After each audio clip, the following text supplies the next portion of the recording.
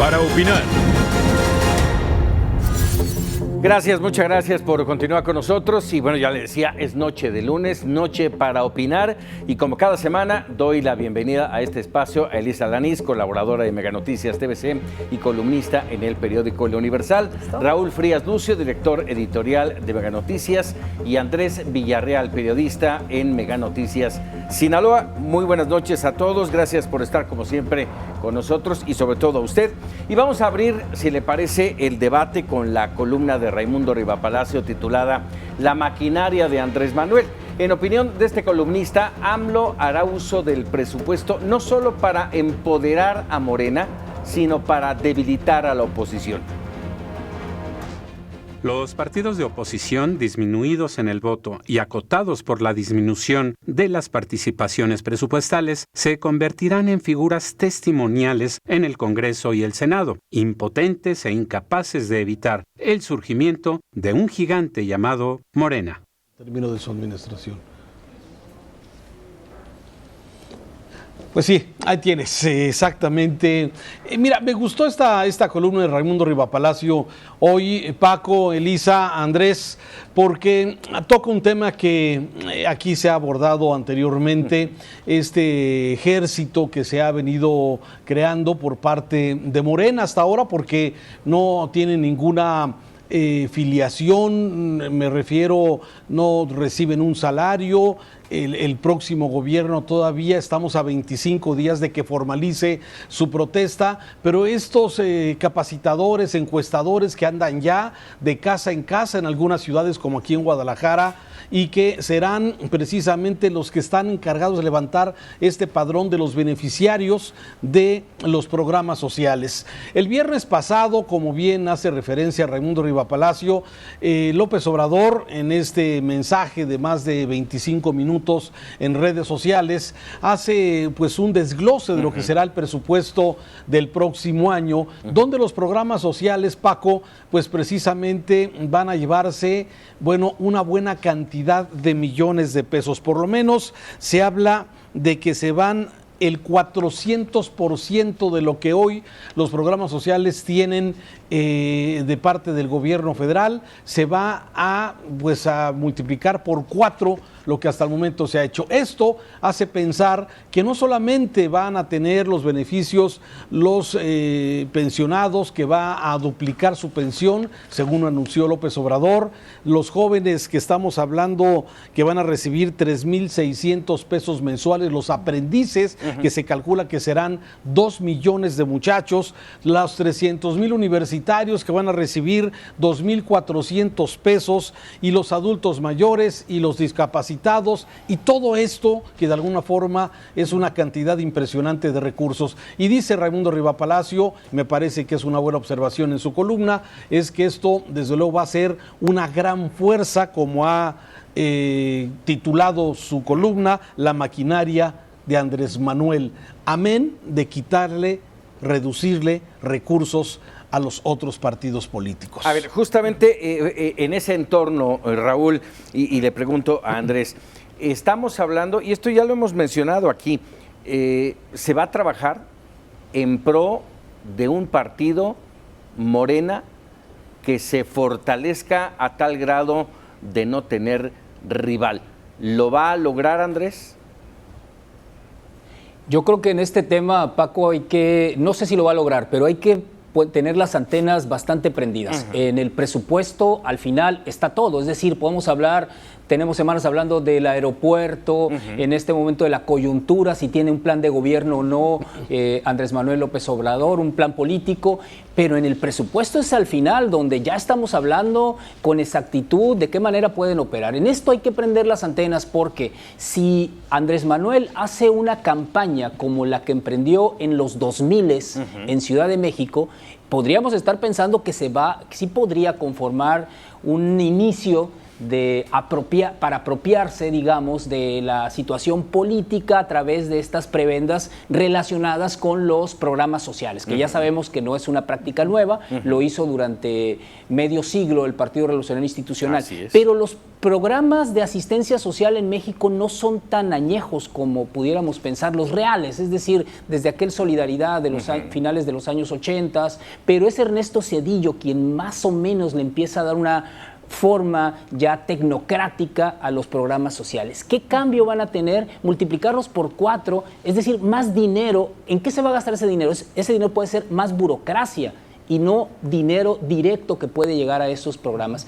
Aquí es la clave quizás donde sí debemos prender las antenas. Y entonces en todo esto, cuando hablas de más democracia, ¿en dónde quedaría la austeridad y la reducción del gasto, Elisa?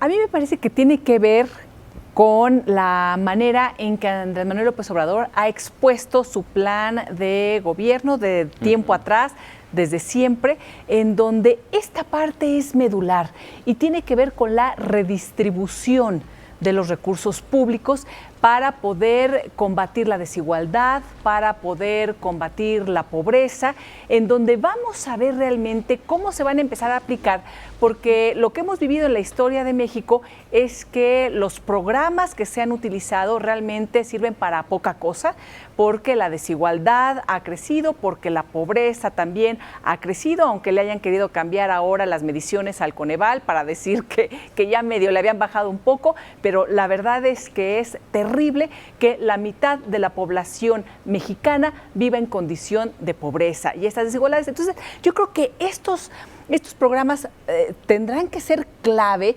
para realmente poder empezar a generar o a romper ese círculo vicioso que han sido los programas y se han utilizado únicamente para poder conseguir votos. Y ahí yo recalcaría que es muy importante la presencia de Gerardo Esquivel como subsecretario de Egresos de la Secretaría de Hacienda, porque él incluso hizo un reporte para Oxfam México muy importante, muy acertado sobre el tema de la pobreza, la desigualdad y un diagnóstico muy preciso. Entonces, en ese sentido, yo creo que aquí es donde vamos a ver realmente de qué lado más caliguana, como dicen por ahí, ¿verdad? Así es. Ahora, estamos hablando... De hecho, sí, Belisa, ahora es importante esta parte que menciona Elisa con respecto a Esquivel, porque él es un estudio muy breve, pero muy certero. Él dice, el problema en México no es la pobreza, es la desigualdad.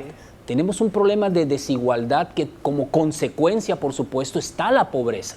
Pero siempre nos gusta hablar de pobreza porque suena mejor. Pero tenemos un problema gravísimo en México de desigualdad. Y nadie lo conoce mejor que Esquivel. Ese estudio es muy revelador en ese aspecto y muy certero además.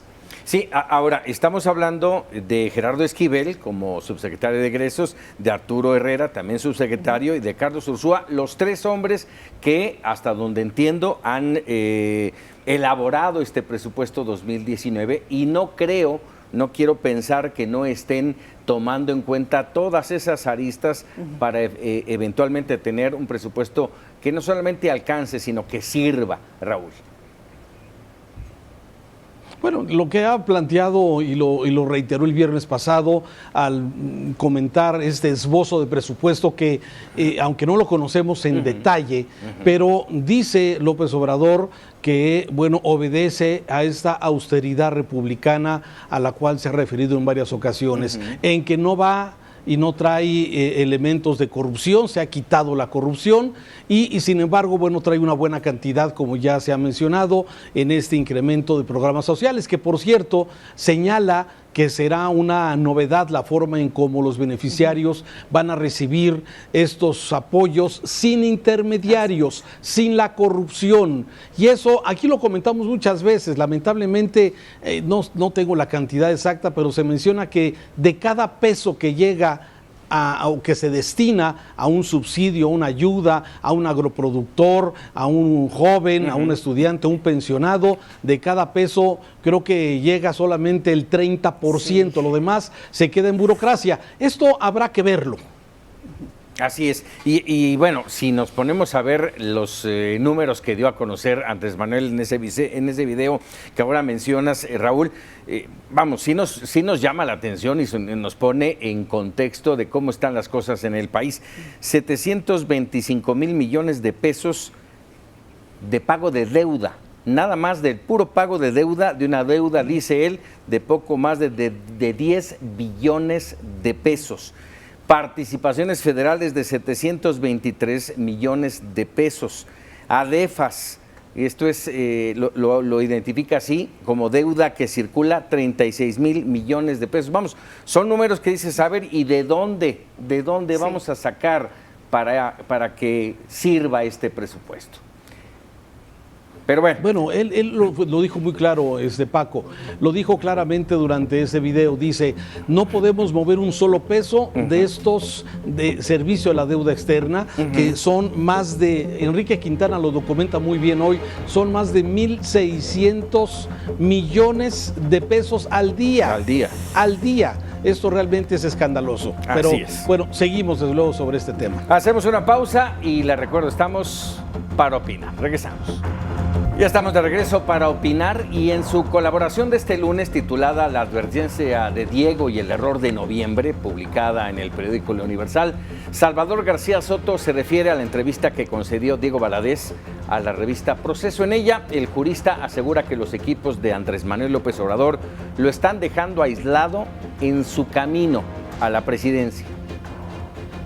Hoy mismo, Andrés Manuel López Obrador ha convocado a todo su gabinete y a las fracciones de diputados y senadores a una reunión en un hotel del centro de la ciudad en la que trazarán directrices sobre cómo se debe actuar de manera coordinada y consensuada y no por los arranques, decisiones e intereses de cada grupo, liderazgo o corriente de las muchas que integran el próximo gobierno.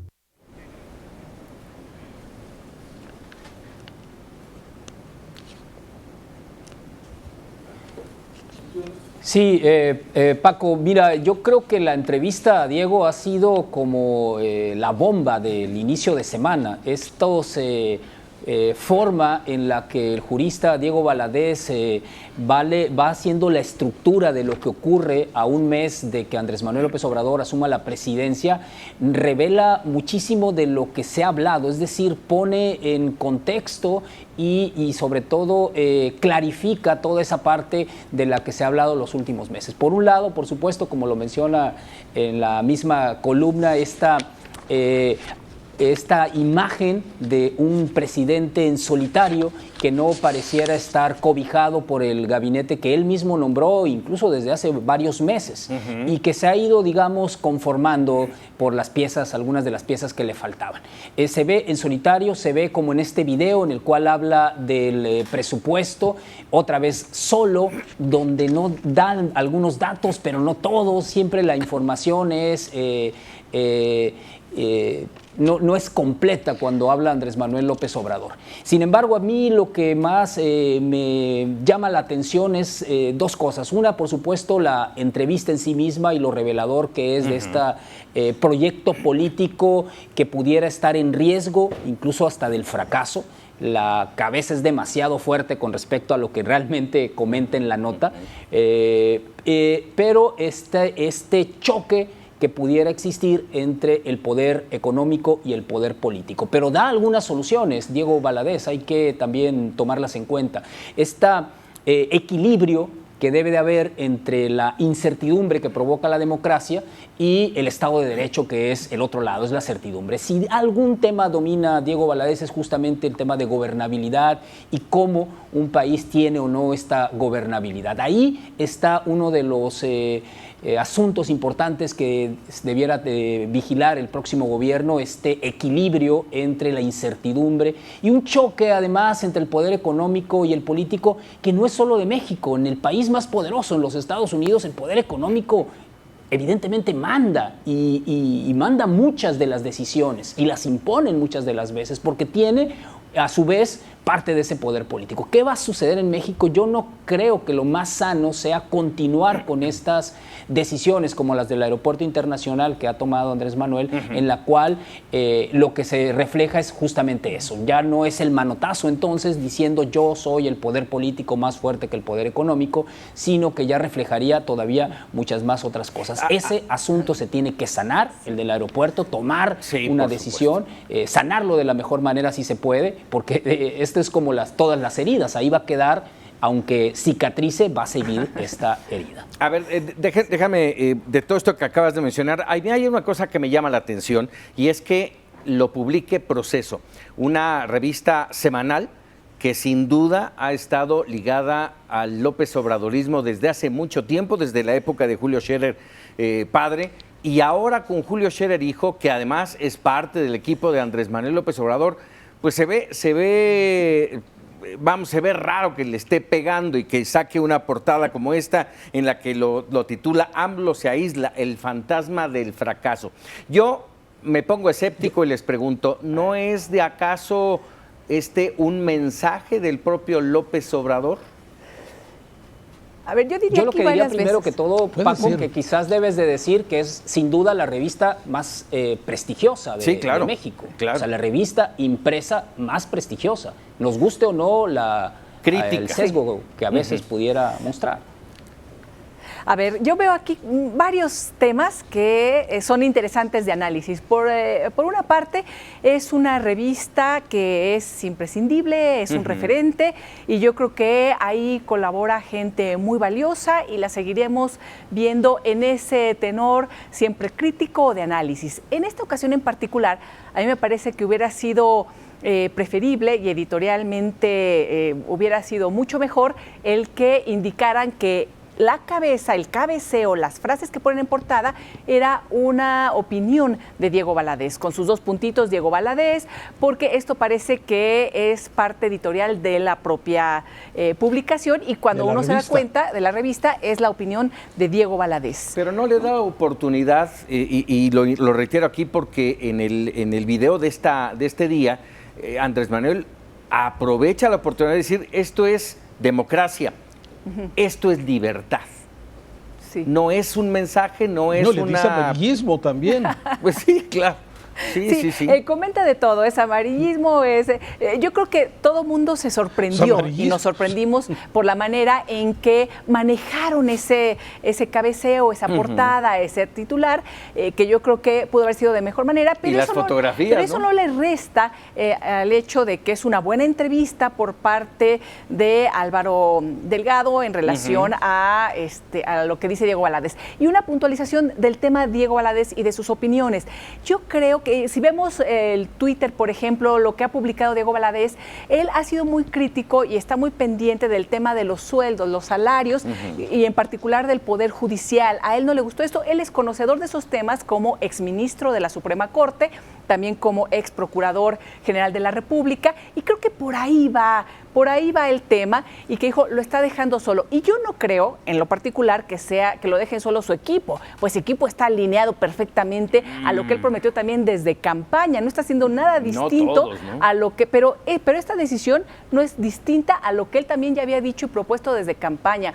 No a las pensiones de los expresidentes, se bajarán los sueldos, es decir, todo está también muy alineado. Yo más bien lo que creo es que se está quedando solo por todas aquellas personas a las que va a afectar, aquella burocracia o alta burocracia, a los empresarios. Es decir, creo que más bien este tema de que se podría aislar tiene que ver con los callos que está pisando, diría yo. Bueno, y la primera en reaccionar a esta situación fue precisamente Beatriz Gutiérrez Müller en un tuit en el que habla de todavía no empieza y ya está solo y fracasado, así empieza ese tuit, y bueno, evidentemente al final da oportunidad para desenmascarar, y yo creo que se refiere evidentemente a la revista Proceso. Pero en todo esto, yo insisto, no es, y había que valorarlo, no es verdaderamente que lo están dejando solo. Hoy, esta tarde, tuvo una reunión con diputados y senadores en lo personal creo que fue también una forma de decir, a ver, manotazo en la mesa y dice, pónganse todos en orden, porque si no, no estamos trabajando en el sentido que queremos de la cuarta transformación, Raúl. Fíjate que, bueno, déjame regresar un poquito a esto que comentaba Andrés. Me parece que el contenido de la entrevista que se le hace al ministro, me parece que tiene valor y desde luego que es importante leerlo. Pero yo más bien me quedo un poco con todo lo que tú has comentado junto con Elisa, el tema de la revista, de esa relación que hoy tiene el hijo de Julio Scherer con es el director jurídico de López Obrador, ¿sí? O sea, es una relación íntima. Y vale la pena mencionar que el comportamiento de Proceso, que si bien hay que reconocerlo, como lo decía Andrés, es una de las referencias informativas de investigación importante de este país, también es claro que siempre ha tenido, digamos, su postura clarísima del lado de la izquierda. Hoy podemos ver que sobre el tema del aeropuerto, ahí hubo una omisión donde Proceso no hizo lo que normalmente haría en un evento de coyuntura como fue la consulta popular del aeropuerto y que hubo mínima publicación al respecto. Ahí empezó.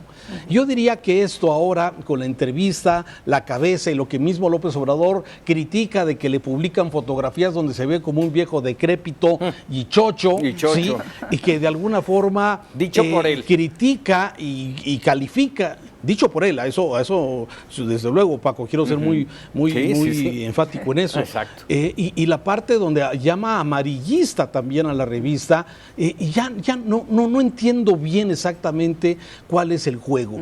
Pero luego de escuchar el discurso de López Obrador el viernes pasado y el de esta mañana, me queda claro que le da oportunidad al presidente electo de este país hablar de los temas que a la gente le gustan, de la lucha contra la corrupción, que él no va a vivir en Los Pinos, que va a despedir al Estado Mayor Presidencial, o sea, todos estos temas que nadie va a ganar más que el presidente, que se acabaron las pensiones para los expresidentes. O sea, cuando responde López Obrador a alguno de los temas, como el viernes del presupuesto y como hoy de la revista Proceso, aprovecha a meter temas que son muy populares y que le gustan muchísimo a sus seguidores, que son todos estos temas de coyuntura. No sé, la verdad es que quiero entender un poco más el tema de Proceso y qué va a seguir en esto. Se va a ver, se va en cierto momento a marcar cierta distancia con el presidente electo. No lo sé. Por eso insistía yo mucho en que esto era parte a lo mejor de un mensaje que quería ofrecer y que lo aprovecha el presidente electo. Déjame leer un tuit que puso Diego Valadez hoy. Ya muy temprano, a las 10 de la mañana, Proceso ya había salido, ya era tema, y dice así: mi entrevista a Proceso ha recibido mucha atención, lo agradezco. Mi posición es de apoyo a la Rectoría del Estado que anuncia el presidente electo y también de una reforma institucional que le dé un sustento necesario para su éxito. Deseo que el presidente y el país triunfen. De una manera muy distinguida, valga el término, atenúa lo que dice en la entrevista. ¿Lo ven así, Andrés? Sí, bueno, además muy del estilo del sinaloense, déjenme presumirlo, Diego Valadez. Es todo un caballero, no me refiero a su trato personal.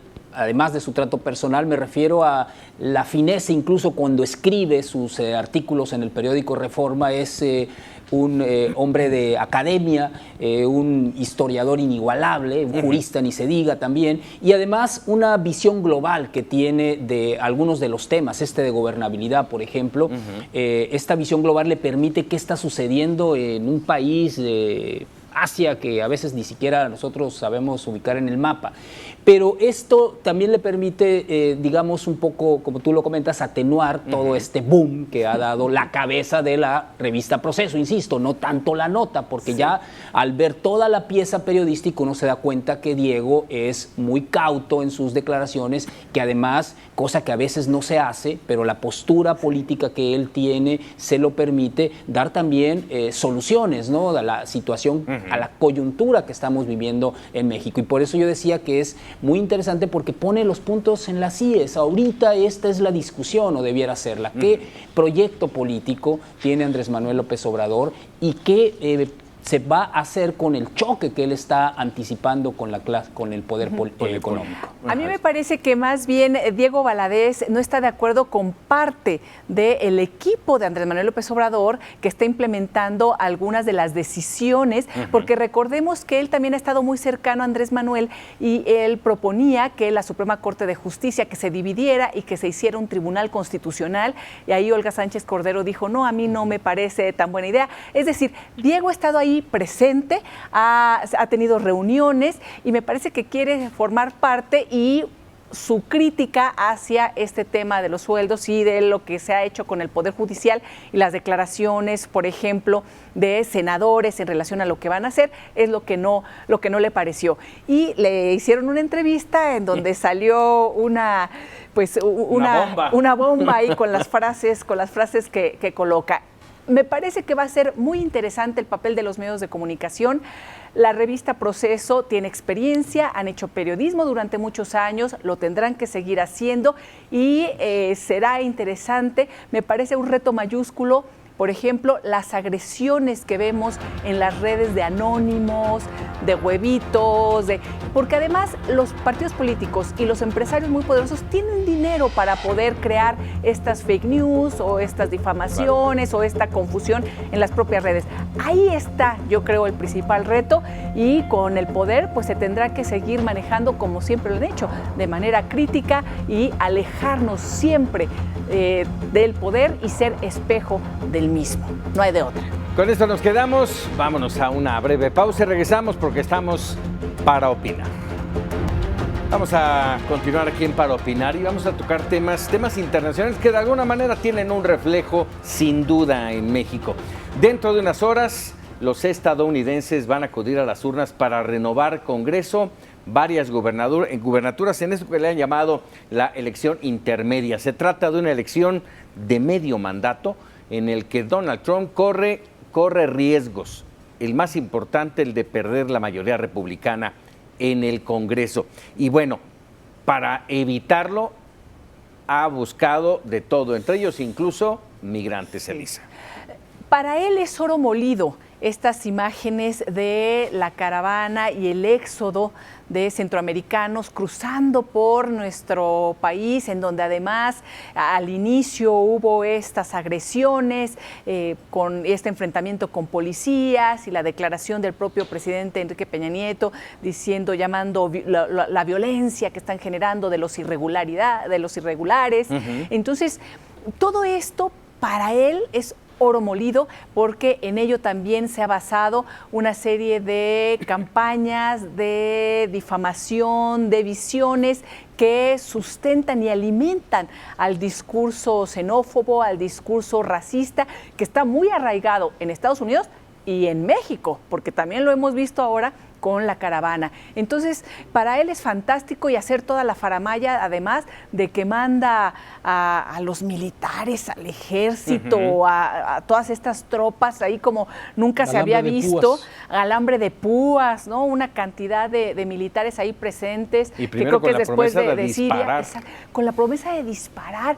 Yo creo que es gravísimo, y a mí me parece muy preocupante, muy triste, muy grave que todo este discurso de ultraderecha, xenófobo, racista, esté permeando en distintas partes de América, no nada más en Estados Unidos, y que tenga un soporte. Las últimas encuestas hablan de que no le va a ir tan bien como le fue en la presidencial, pero cerca de 40% de los estadounidenses, de los norteamericanos, están de acuerdo con él, y además la economía les está yendo re bien. Entonces, o por lo menos mejor que antes. Entonces hay que ver esto con cuidado. y con mucha preocupación, sobre todo en estos temas de violencia verbal que se pueden traducir en cualquier momento en violencia real. Muchos analistas han mencionado que este tema de la caravana migrante el ganador ha sido Donald Trump, pero mi pregunta es, ¿se va a ver reflejado mañana en las urnas? Y finalmente, si esto se ve reflejado, ¿de qué manera afecta a México, Raúl? Bueno, lo que efectivamente, como comenta Elisa, lo que realmente mañana van a votar los estadounidenses es lo que es reiterarle la mayoría republicana o de alguna forma finalmente tener una mayoría demócrata para equilibrar.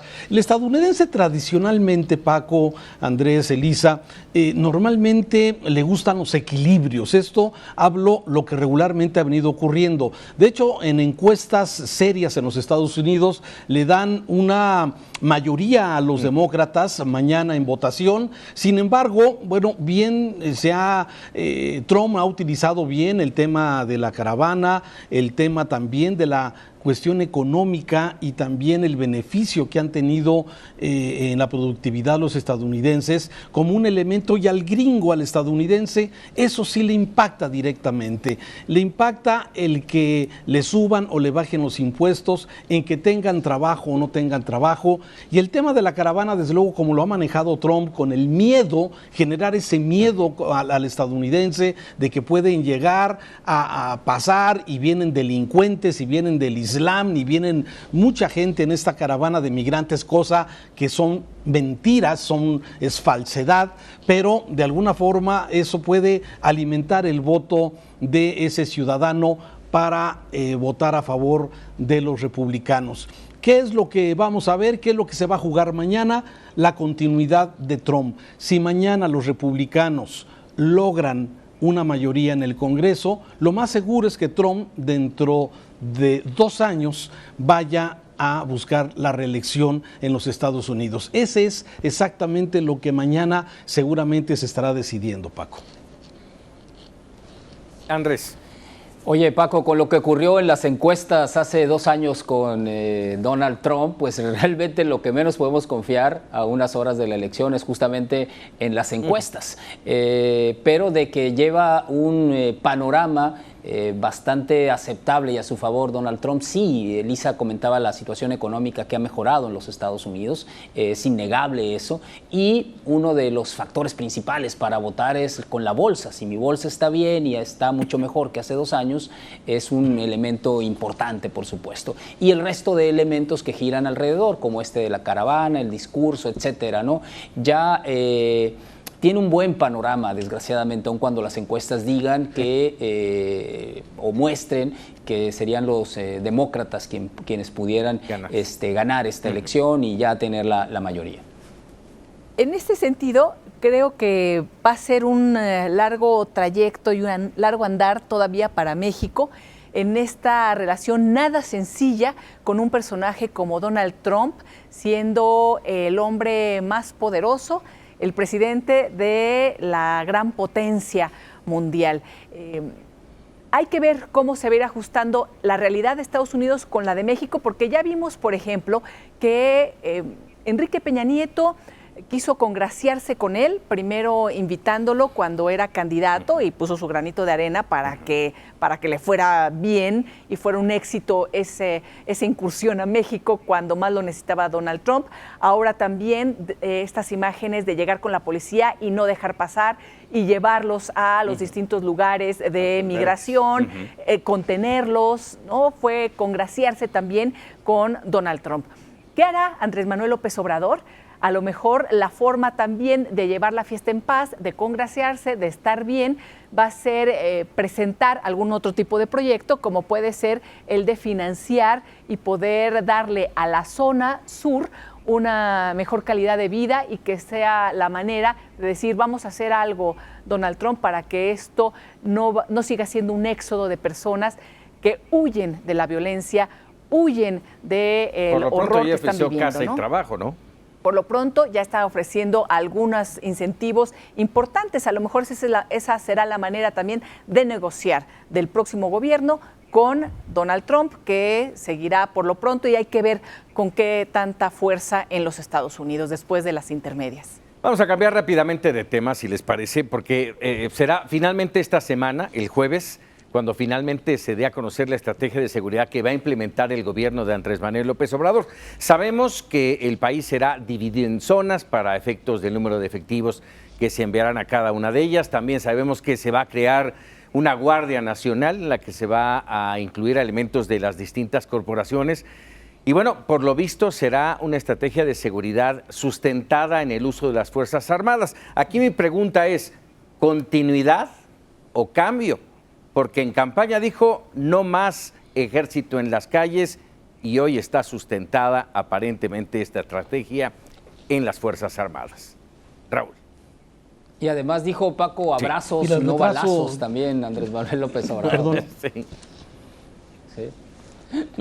Fíjate, el retraso en el anuncio de esta estrategia que se ha venido posponiendo, de hecho ya tenemos gabinete completo, ya tenemos los programas sociales más importantes, ya sabemos que la reforma educativa va para atrás, ya sabemos hoy lo que anuncian los diputados y senadores de todas las iniciativas que se han tomado ya en el Congreso, y sin embargo el tema de seguridad, para mí el prioritario en este país en este momento, sigue estando todavía pendiente en esta estrategia. Empezó con los foros de paz, de pacificación, que fueron suspendidos y luego los volvieron a reanudar, y se ha esbozado lo que se conoce, lo que hemos hablado, lo que ya mencionabas, Paco, la creación de una Secretaría de Seguridad. Van a continuar los elementos militares y de la Armada al servicio de la seguridad de los mexicanos. También se ha esbozado el tema de la amnistía para delincuentes menores, que no sabemos hasta dónde va esta propuesta de amnistía. Sabemos también que se está legalizando la marihuana, el uso, consumo y seguramente de algunas, se ha dicho de algunas drogas, más la de la marihuana, claro, pero también se habla de otras drogas. Entonces, todo este es un paquete general, pero sin embargo no sabemos hasta hoy cuál es exactamente lo que va a ocurrir a partir del 1 de diciembre, cuando ya López Obrador y su equipo de trabajo empiecen y tomen protesta al frente de este país. ¿Cuál es la estrategia de seguridad que va a detener este baño de sangre que tenemos en todas las ciudades o en la mayoría de las ciudades de la República Mexicana, la cantidad de 30,000 desaparecidos que no sabemos hoy dónde están, la cantidad de delitos que mes a mes el Secretariado Ejecutivo está reportando en homicidios, en robo a vehículos, en robo a personas, en robo a casa habitación, y esto que de alguna forma sigue siendo grave y que vamos a hacer este sexenio de Peña Nieto peor que el de Calderón, de acuerdo a los datos que se han dado a conocer hasta el momento. La estrategia no la conocemos. Estamos atentos a que el próximo jueves se da a conocer algo que pueda pacificar este país, necesario, urgente. ¿Continuidad o cambio, Andrés? No, todo parece indicar que es una continuidad casi a la calca de lo que ha venido ocurriendo, porque también hay continuidad en el sexenio de Enrique Peña, no hay que olvidarlo. Sí, claro. Es muy parecida a la estrategia, quizás lo único que cambió es esta narrativa de decirlo algunas cosas, pero los números reflejan que no funcionó, por supuesto. Y a mí me parece que no está completamente redondeada todavía este plan de política de seguridad para México, y por eso lo han venido retrasando.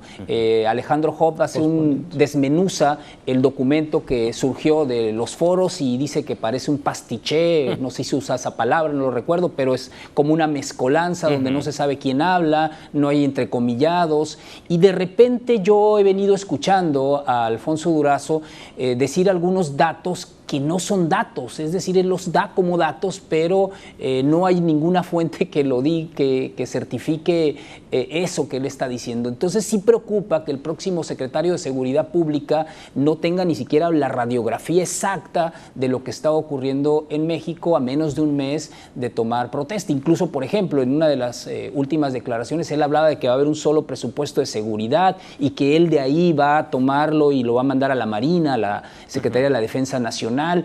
Tampoco lo explicó muy bien, pero igualmente preocupa esta situación. Ya sabemos que los presupuestos de seguridad tuvieron un incremento importante a partir del año 2007 con Calderón, luego después bajaron levemente en una parte de Enrique Peña. Es mucho dinero el que se destina en el tema de seguridad nacional y seguridad pública en México, pero está malgastado. Tenemos una serie de errores crónicos, problemas crónicos ahí.